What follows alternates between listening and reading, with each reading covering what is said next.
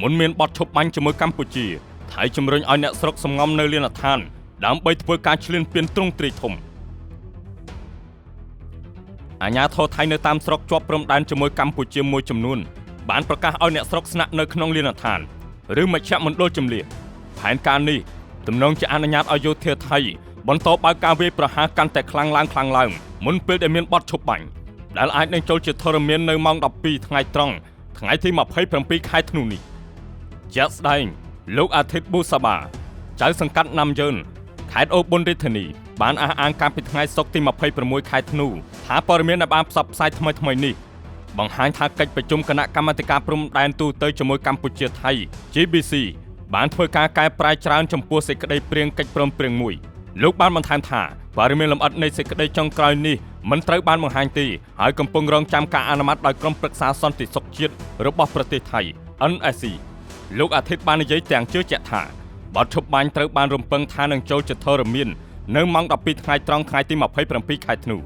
លោកបានជំរុញឲ្យប្រជាពលរដ្ឋស្នាក់នៅក្នុងលានដ្ឋានហើយកុំចាក់ចេញក្រៅក្នុងកលៈទេសៈណាមួយឬនៅក្នុងមជ្ឈមណ្ឌលជម្លៀសនិងជៀសវាងការវិលត្រឡប់ទៅសមរភូមិវិញនាពេលបច្ចុប្បន្នគួរដឹងថាយោធាថៃនៅតែបន្តឈ្លានពានឥតសំចៃដៃនិងទម្លាក់គ្រាប់បែកលើកម្ពុជាធ្វើឲ្យសិស្សានុសិស្សបញ្ញាប់ចេញពីសាលារៀនយ៉ាងតក់ក្រហល់បំផុតថៃតែងតែយកលេសមកកំទេចទីតាំងយោធាកម្ពុជាទាំងដែលការពិតថៃឈ្លានពានបើការប្រតិបត្តិការវាយប្រហារយ៉ាងសន្ធាប់ទៅលើទីតាំងជនស៊ីវិលកម្ពុជា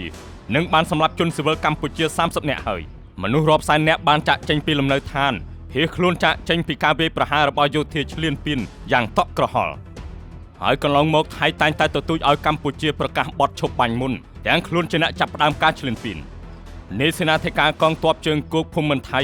បានទទូចនៅថ្ងៃប្រហ័សទី 25 ខែធ្នូថាកម្ពុជាត្រូវតែជាអ្នកប្រកាសបទឈប់បាញ់មុនពេលប្រទេសទាំងពីរបន្តកិច្ចព្រមព្រៀងបទឈប់បាញ់ទន្ទឹមនឹងការជំរុញឲ្យកម្ពុជាប្រកាសបទឈប់បាញ់មុននេះទាំងដែលភាគីថៃនៅតែទន្ទិញដដែល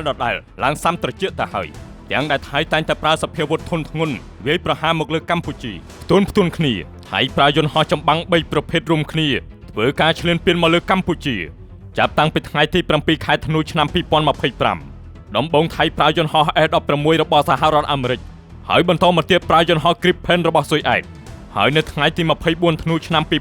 2025 យោធាថៃបន្តប្រើយន្តហោះ TH-50 ទិញពីកូរ៉េខាងត្បូងដោយទម្លាក់4គ្រាប់ចូលស្រុកបាណន់ខេត្តបាត់ដំបងហើយនៅម៉ោង 11 ព្រឹកថ្ងៃទី 24 យោធាថៃក៏បានប្រើយន្តហោះចម្បាំង TH-50 នេះទម្លាក់ចំនួន4គ្រាប់ចូលស្រុកស្រីស្នំខេត្តសៀមរាបឥឡូវយើងមកដឹងពីយន្តហោះចម្បាំងនីមួយៗទាំង3ប្រភេទនេះ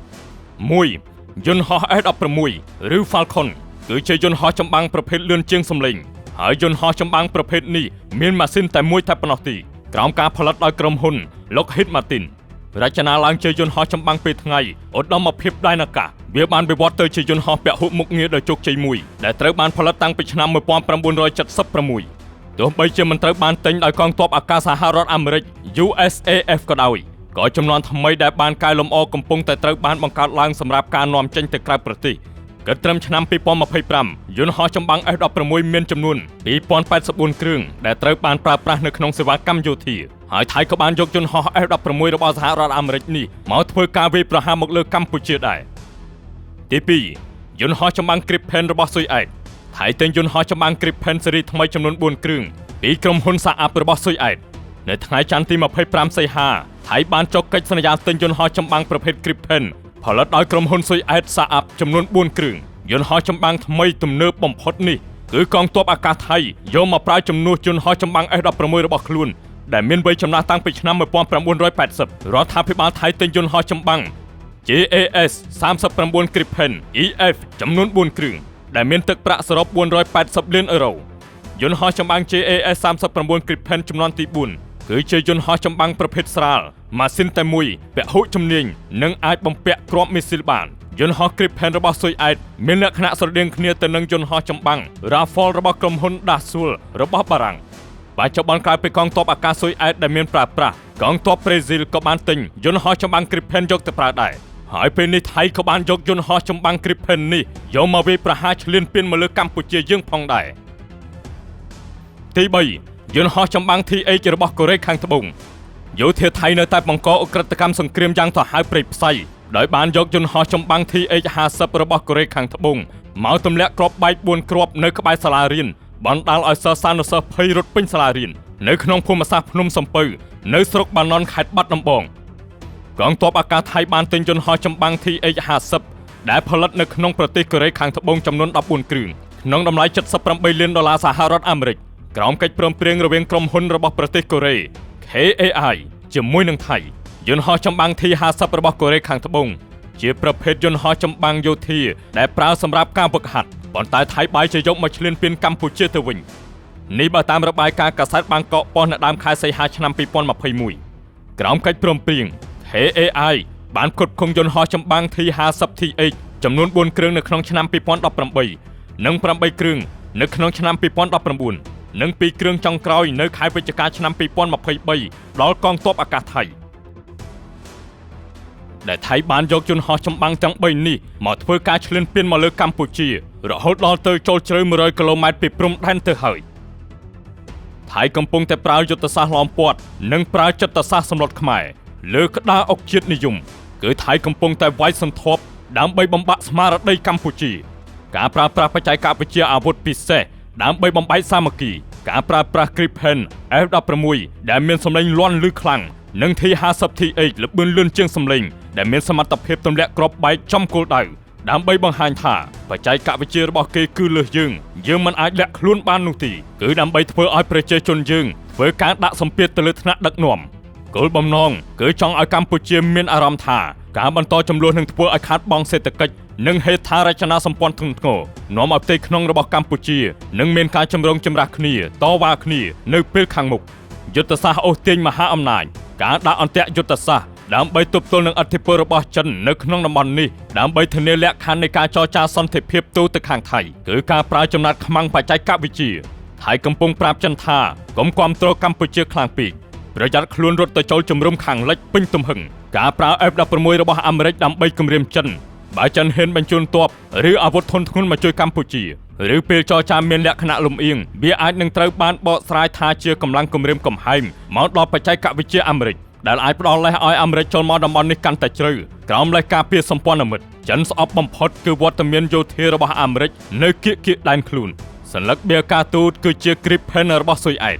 ថៃប្រើប្រាស់យន្តហោះចម្បាំង Gripen ដែលជាស្តង់ដាររបស់អឺរ៉ុប NATO បើចិនធ្វើសកម្មភាពខ្លាំងដៃប្រឆាំងនឹងប្រព័ន្ធនេះចិននឹងមានបញ្ហាជាមួយអឺរ៉ុបមិនមែនតែជាមួយថៃនោះទេហើយនឹង TH-50 របស់កូរ៉េខាងត្បូងគឺជាសញ្ញាបៀឧស្សាហកម្មអាស៊ីការដែលថៃជ្រើសយក TH-50 ជំនួសឲ្យយន្តហោះចិនដូចជា L-15 គឺជាសារមួយប្រាប់ចិនថាទីផ្សារអាវុធនៅអាស៊ានមិនមែនជាកម្មសិទ្ធិផ្ដាច់មុខរបស់ចិននោះទេបើចិនមិនគ្រប់តាមផលប្រយោជន៍របស់ថៃ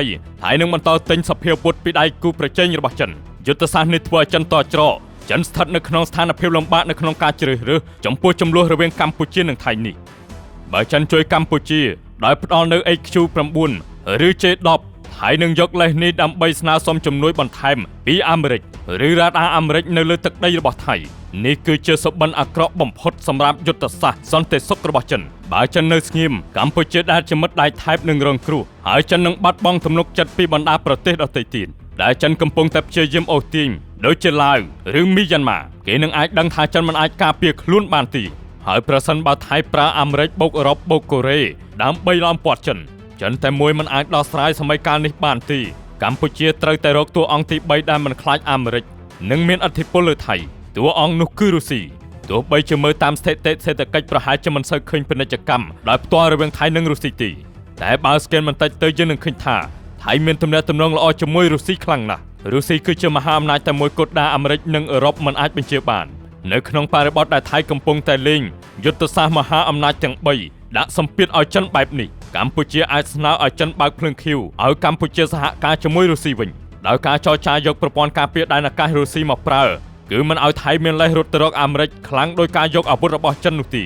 ព្រោះថៃក្រោកស៊ីជាមួយនឹងរុស្ស៊ីដែរទាំងទេសចរនិងការវិនិយោគលើវិស័យសំណង់ជាដើមថៃកំពុងប្រើប្រាស់យុទ្ធសាស្ត្រធានារ៉ាប់រងហានិភ័យដោយយកអាមេរិកអឺរ៉ុបកូរ៉េមកធ្វើជាខែលដើម្បីរារាំងមិនឲ្យចិនហ៊ានលូកដៃចូលជួយកម្ពុជាខ្លាំងពេកហើយសម្រាប់កម្ពុជាវិញយុទ្ធសាស្ត្រទី1គឺប្រើប្រាស់ F-300 ឬ 400 ឬ HQ-9 ដើម្បីតវ៉ាទៅអាមេរិកដោយប្រយោលថា